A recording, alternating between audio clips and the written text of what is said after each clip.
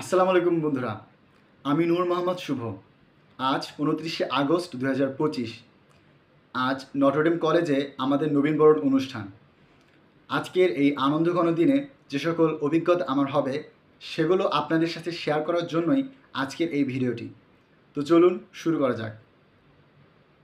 এই তো আমি কলেজ ক্যাম্পাসে পৌঁছে গিয়েছি।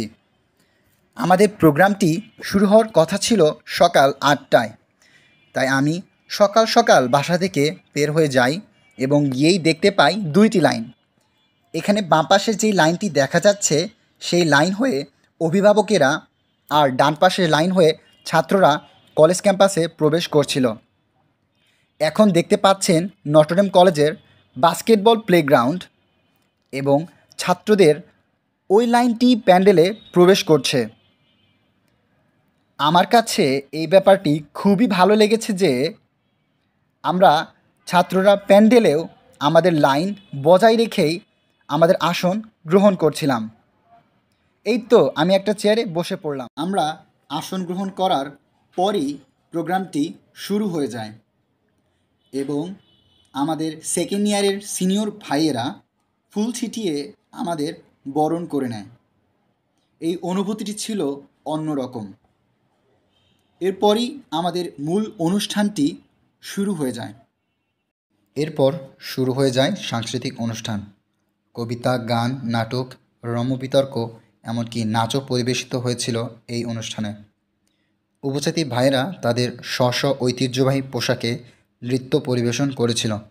এই নৃত্য আমরা সবাই অনেক উপভোগ করেছিলাম এবং সর্বশেষ স্যার ম্যামদের পরিবেশনায় দেশাত্মবোধক গান দিয়ে সাংস্কৃতিক অনুষ্ঠানের সমাপ্তি ঘটে।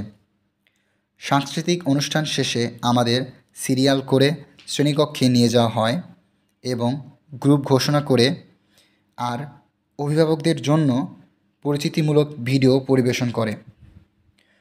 গ্রুপ ঘোষণার পর আমাদের প্রত্যেককে 2 প্যাকেট করে স্ন্যাক্স দিয়ে দেওয়া হয়। তারপর প্যান্ডেলে বসে থাকা অভিভাবকদের কাছে আমরা ফিরে আসি।